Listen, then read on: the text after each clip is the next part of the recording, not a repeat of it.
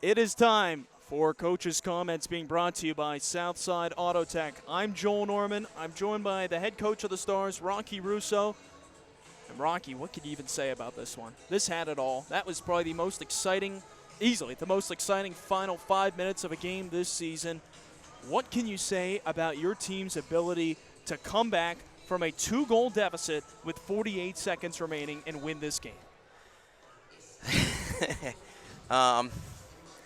I'm trying to collect my thoughts because that was a pretty crazy ending. You know, I thought we played really well. Obviously, they're a great team and they're going to get their chances, and then we gave them some chances with some mistakes. But you know, we earned a hard-fought goal, and then they kind of got a cheesy goal that bounced off our D. And I'm not sure that I agree with the penalty shot call.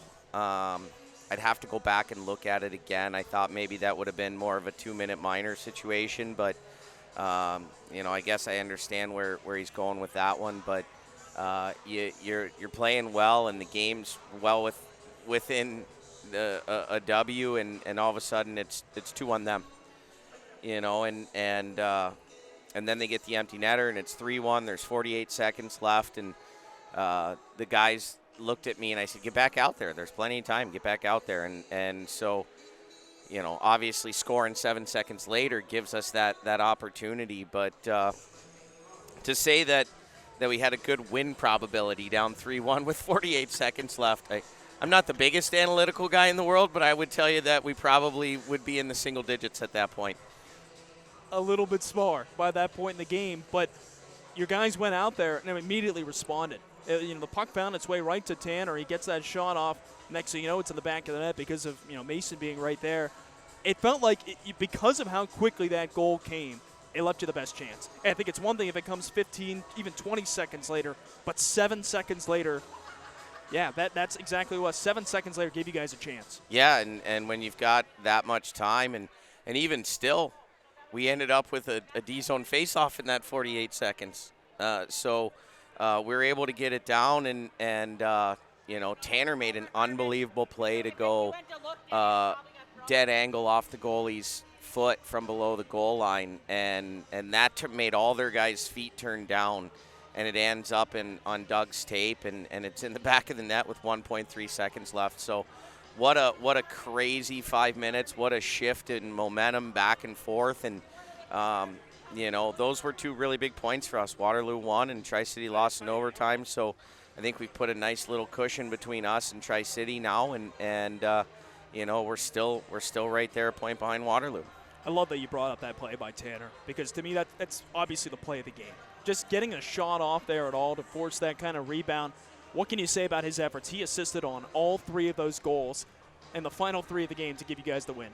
Well, it's typical Tanner, right? And you know what, as much as Tanner's been outstanding, and he's been outstanding, what excites me the most about him is how much more he has to grow and to learn and develop, and what the finished product of Tanner Lutke is going to look like in 5-6 years is going to probably be getting paid an awful lot of money to play this game, and nobody deserves it more than T. He's such a great kid, and he's really a pleasure to coach. The overtime winner. It developed so quickly, just 27 seconds in. Tony to Boston, back of the net. What'd you see on that? You know what, it was, we got possession, and Bucks had it, and he didn't really have a play. And he was so patient, waited for their guy's stick to clear the lane, and then he hit Tony with that speed coming around the corner. Tony gets a step on their guy, and Bucks just kept going to the net, and boom, it's in, and game's over. And I think that's a shock to the system of the Fargo Force. And you know, I know they have good coaching, and they're going to try to overcome that, but that might be something that could be a challenge for them. And so for us tomorrow, we need to start fast and start hard and take control of the game, and hopefully give them some PTSD about what happened tonight. You could just see in the way they were standing on the ice, disbelief, the fans in the stands, everyone was so stunned by that moment. Rocky, after overcoming that deficit in the final minute, heading into the locker room with your team all fired up, what's the first thing you told these guys when you got back in there? Just how proud I am of them. And I know I sound like a broken record because I've been talking about it so much, but the growth of this team and the maturity of this team and where we were a couple months ago and that tough February that we had, I mean, we're not where we are if we don't go through those hard times. And so you appreciate the hard times because they really define your character and make you the player or the team that you are. But, I look at this group and we didn't panic. You could see the frustration when they scored the tying goal, but there was no heads down. There was no moping. It was, all right, guys, we got to go get another one. And then, they get to go ahead on the penalty shot, and guys are going, hey, we got time. Let's find a way. Let's get the goalie out, and let's see what we can do here. And so, for us, it was just keep going, keep finding a way, and you're going to get rewarded. And that's what makes me so proud of the way this team has really grown up throughout the course of the 9 months we've been together. I think it's so fitting. We were talking about it before the game. We've been talking about it since last weekend, overcoming another deficit. It's that playoff mindset that's been pretty much locked in for this team for the last month plus.